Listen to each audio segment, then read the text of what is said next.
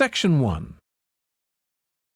You will hear a man inquiring in a tourist centre about activities suitable for families. First, you have some time to look at questions 1 to 4.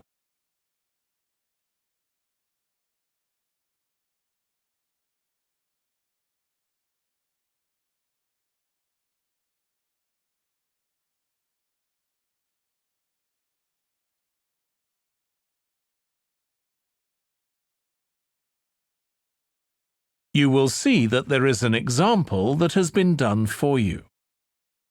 On this occasion only, the conversation relating to this will be played first. Hi, can I help you? I'd like to find out if you have any excursions suitable for families. Sure. How about taking your family for a cruise? We have a steamship that takes passengers out several times a day. It's over 100 years old. The cruise takes place on a steamship. So steamship has been written in the space. Now we shall begin. You should answer the questions as you listen because you will not hear the recording a second time. Listen carefully and answer questions 1 to 4. Hi, can I help you? I'd like to find out if you have any excursions suitable for families. Sure. How about taking your family for a cruise? We have a steamship that takes passengers out several times a day. It's over 100 years old. That sounds interesting. How long is the trip? About an hour and a half. And don't forget to take pictures of the mountains. They're all around you when you're on the boat and they look fantastic. Okay. And I assume there's a cafe or something on board? Sure. How old are your children? My daughter's 15 and my son's 7.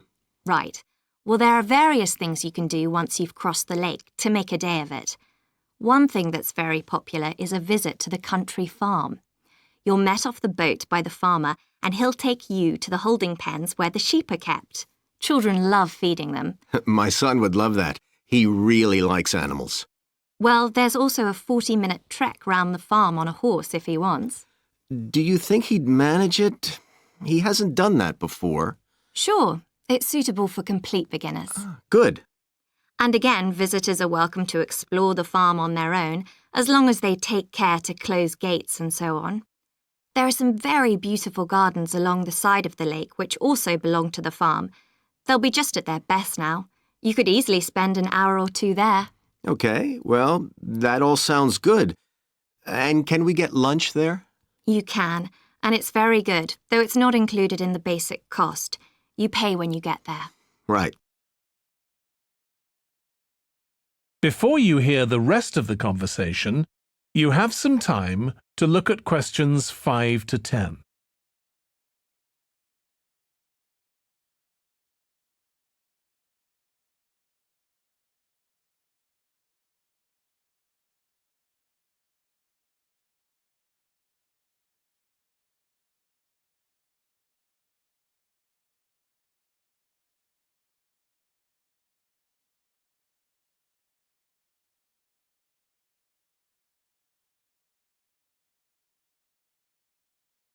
Now listen and answer questions 5 to 10. So, is there anything else to do over on that side of the lake? Well, what you can do is take a bike over on the ship and then go on a cycling trip. There's a trail there called the Back Road. You could easily spend 3 or 4 hours exploring it, and the scenery's wonderful. They'll give you a map when you get your ticket for the cruise. There's no extra charge. What's the trail like in terms of difficulty? Quite challenging in places. It wouldn't be suitable for your 7-year-old. It needs someone who's got a bit more experience. Well, my daughter loves cycling, and so do I, so maybe the 2 of us could go, and my wife and son could stay on the farm. That might work out quite well. But we don't have bikes here. Is there somewhere we could rent them? Yes, there's a place here in the city. It's called Ratcheson's. I'll just make a note of that. How do you spell it? Ratchessons.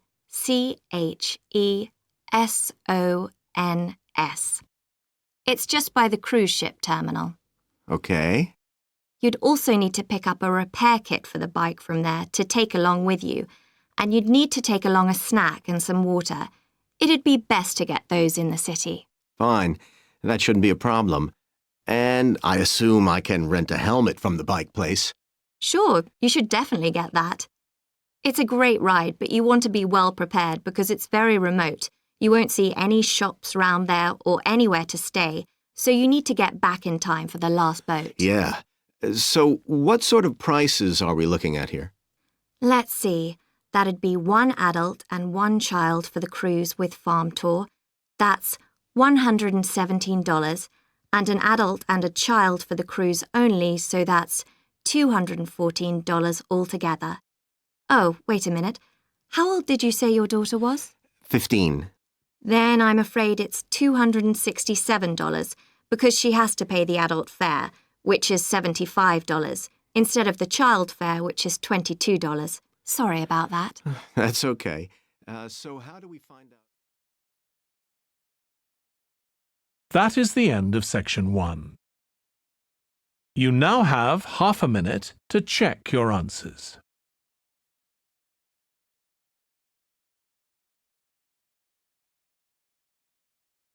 Section 2.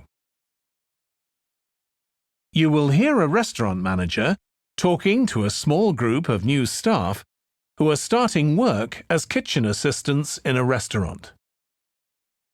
First, you have some time to look at questions 11 to 16.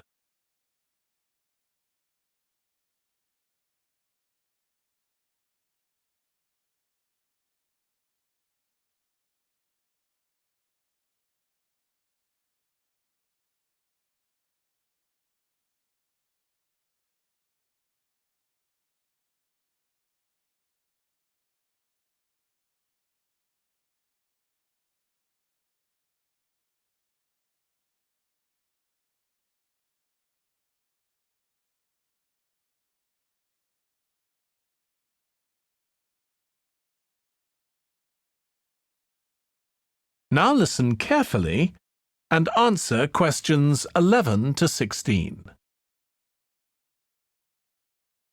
Good morning, everyone. My name's Joy Parkins, and I'm the restaurant manager. And I understand that none of you have had any previous experience as kitchen assistants.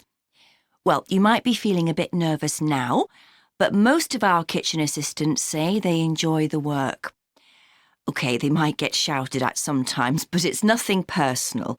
And they're pleased that they have so many different things to do, which means they never get bored. And I'll tell you straight away that if you do well, we might think about moving you up and giving you some more responsibility. Right, well, you've all shown up on time, which is an excellent start. Now, I'm glad to see none of you have unsuitable footwear, so that's good.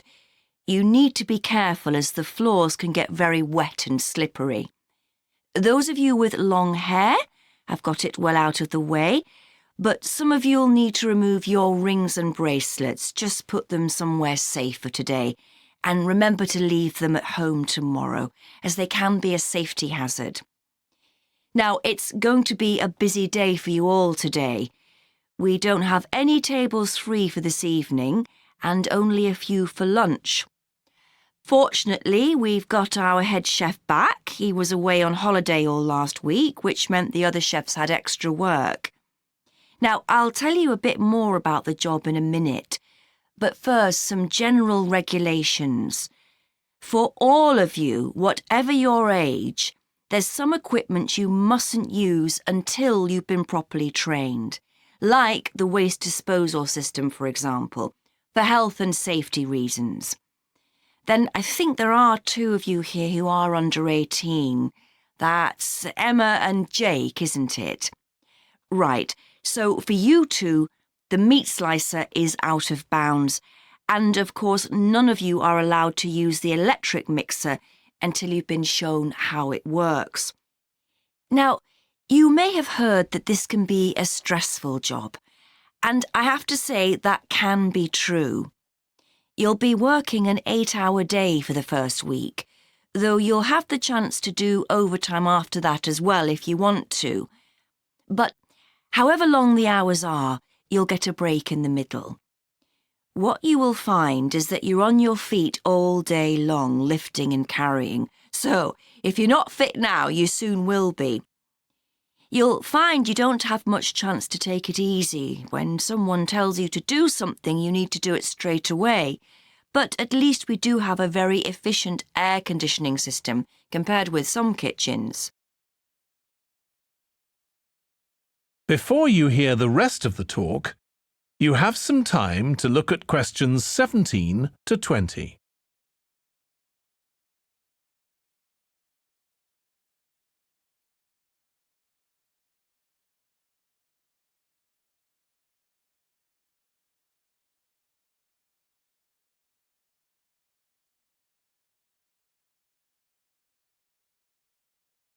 Now listen and answer questions 17 to 20.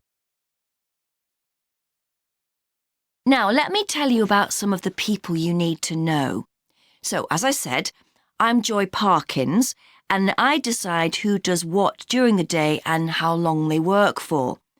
I'll be trying to get you to work with as many different people in the kitchen as possible, so that you learn while you're on the job.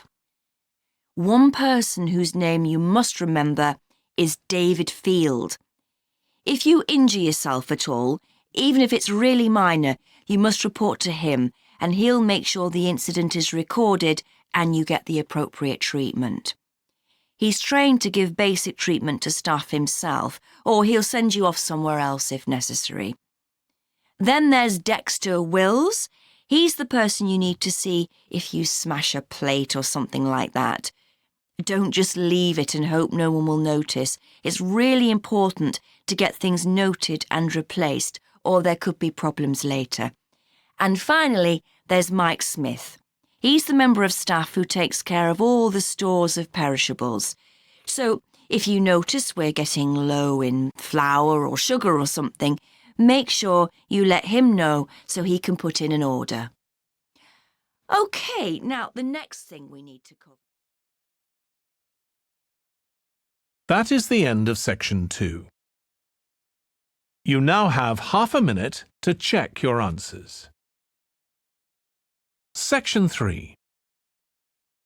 You will hear two students called Trudy and Stuart, who are both studying to be librarians, discussing a paper that they are going to write together. First, you have some time to look at questions 21 to 23.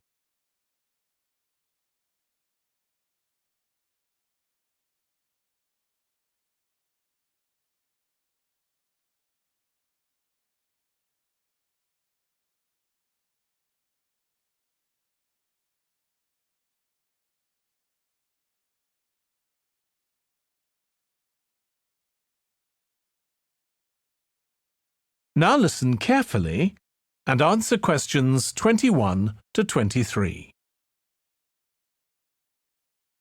OK, Stuart, we need to start planning our paper on public libraries. Have you thought of an angle yet? Well, there's so much we could look into. How libraries have changed over the centuries, for instance, or how different countries organise them. What do you think, Trudy? Maybe we should concentrate on this country and try and relate the changes in libraries to external developments, like the fact that far more people can read than a century ago, and that the local population may speak lots of different languages. We could include something about changes in the source of funding too. Yes, but remember we're only supposed to write a short paper, so it's probably best if we don't go into funding in any detail. Right. Well, shall we just brainstorm a few ideas to get started? OK. We obviously need to look at the impact of new technology, particularly the internet. Now that lots of books have been digitalised, people can access them from their own computers at home. And if everyone did that, libraries would be obsolete. Yes. But the digitalised books that are available online for free are mostly out of copyright, aren't they? And copyright in this country lasts for 70 years after the author dies. So you won't find the latest bestseller or up-to-date information. That's an important point. Anyway, I find it hard to concentrate when I'm reading a long text on a screen. I'd much rather read a physical book. And it takes longer to read on a screen. Oh, I prefer it. I suppose it's just a personal preference. I expect the libraries will go on evolving in the next few years. Some have already become centres where community activities take place, like local clubs meeting there. I think that'll become even more common. I'd like to think so. And that they'll still be serving their traditional function, but I'm not so sure. There are financial implications after all. What I'm afraid will happen is that books and magazines will all disappear and there'll just be rows and rows of computers. They won't look anything like the libraries we're used to. Well, we'll see. Before you hear the rest of the discussion, you have some time to look at questions 24 to 30.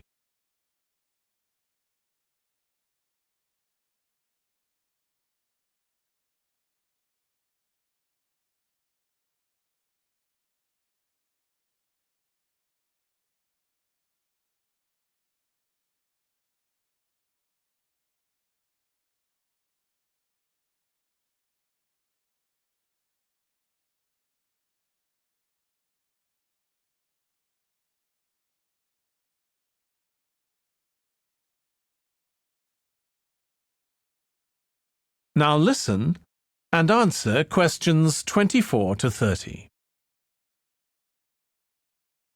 I've just had an idea. Why don't we make an in-depth study of our local public library as background to our paper? Yes, that'd be interesting. And raise all sorts of issues. Let's make a list of possible things we could ask about, then work out some sort of structure. For instance, we could interview some of the staff and find out whether the library has its own budget or if that's controlled by the local council. And what their policies are. I know they don't allow food, but I'd love to find out what types of noise they ban. There always seems to be a lot of talking, but never music. I don't know if that's a policy or it just happens. I've often wondered. Then there are things like how the library is affected by employment laws. I suppose there are rules about working hours, facilities for staff and so on. Right. Then there are other issues relating to the design of the building and how customers use it, like what measures does the library take to ensure their safety? They'd need floor coverings that aren't slippery, and emergency exits, for instance. Oh, and another thing, there's the question of the kind of insurance the library needs to have, in case anyone gets injured. Yes, that's something else to find out. You know something I've often wondered? What's that? Well, you know they've got an archive of local newspapers going back years. Well, next to it, they've got the diary of a well-known politician from the late 19th century. I wonder why it's there. Do you know what his connection was with this area? No idea. Let's add it to our list of things to find out. Oh, I've just thought. You know, people might ask in the library about local organisations, like sports clubs. Well, I wonder if they keep a database, or whether they just look online. Right. I quite fancy finding out what the differences are between a library that's open to the public and one that's part of a museum, for example. They must be very different. Then something else I'd like to know is... That is the end of section 3. You now have half a minute to check your answers. Section 4.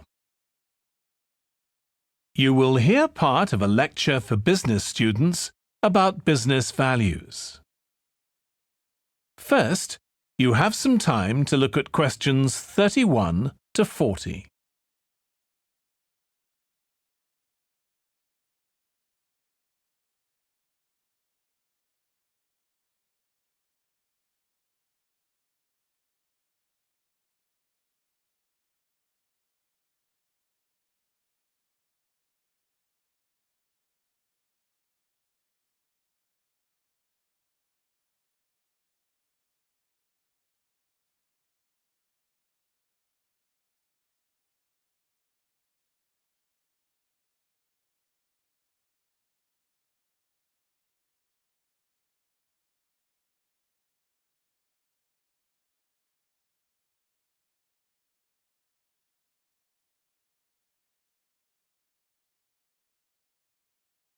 Now listen carefully and answer questions 31 to 40. In public discussion of business, we take certain values for granted.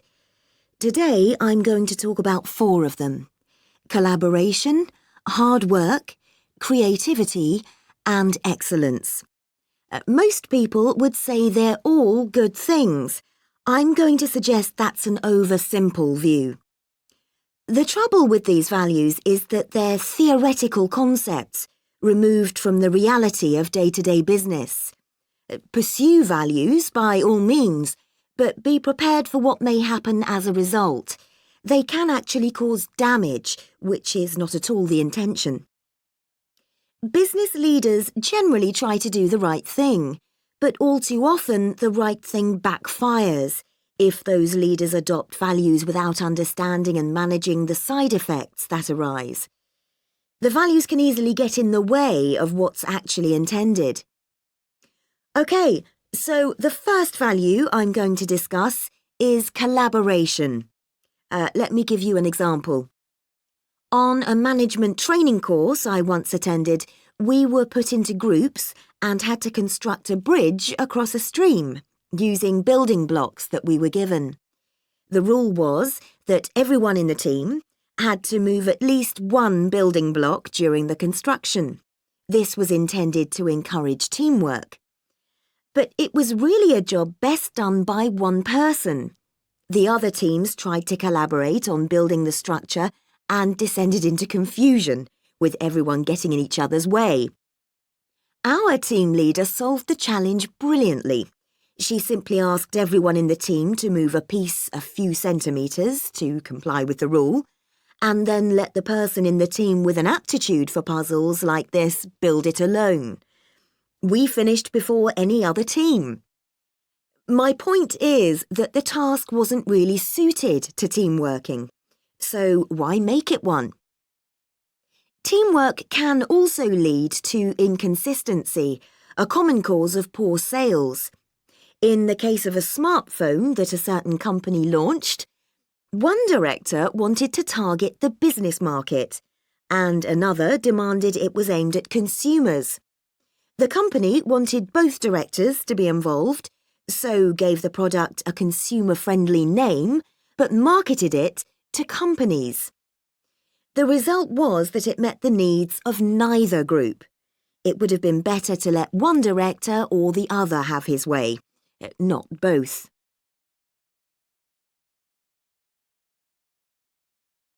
Now, industriousness, or hard work. It's easy to mock people who say they work hard. After all, a hamster running around in a wheel is working hard and getting nowhere. Of course, hard work is valuable, but only when properly targeted. Otherwise, it wastes the resources that companies value most, time and energy, and that's bad for the organisation. There's a management model that groups people according to 4 criteria: clever, hard-working, stupid, and lazy. Here, lazy means having a rational determination not to carry out unnecessary tasks. It doesn't mean trying to avoid work altogether. Most people display 2 of these characteristics, and the most valuable people are those who are both clever and lazy. They possess intellectual clarity and they don't rush into making decisions. They come up with solutions to save the time and energy spent by the stupid and hard-working group. Instead of throwing more man-hours at a problem, the clever and lazy group looks for a more effective solution. Next, we come to creativity. This often works well. Creating an attention-grabbing TV commercial, for example, might lead to increased sales. But it isn't always a good thing. Some advertising campaigns are remembered for their creativity without having any effect on sales. This happened a few years ago with the launch of a chocolate bar. Subsequent research showed that plenty of consumers remembered the adverts, but had no idea what was being advertised. The trouble is that the creator derives pleasure from coming up with the idea and wrongly assumes the audience for the campaign will share that feeling. A company that brings out thousands of new products may seem more creative than a company that only has a few, but it may be too creative and make smaller profits. Creativity needs to be targeted to solve a problem that the company has identified. Just coming up with more and more novel products isn't necessarily a good thing. And finally, excellence. We all know companies that claim they strive for excellence, but it takes a long time to achieve excellence. In business, being first with a product is more profitable than having the best product. A major study of company performance compared pioneers, that is, companies bringing out the first version of a particular product, with followers, the companies that copied and improved on that product. The study found that the pioneers commanded an average market share of 29%, while the followers achieved less than half that, only 13%, even though their product might have been better.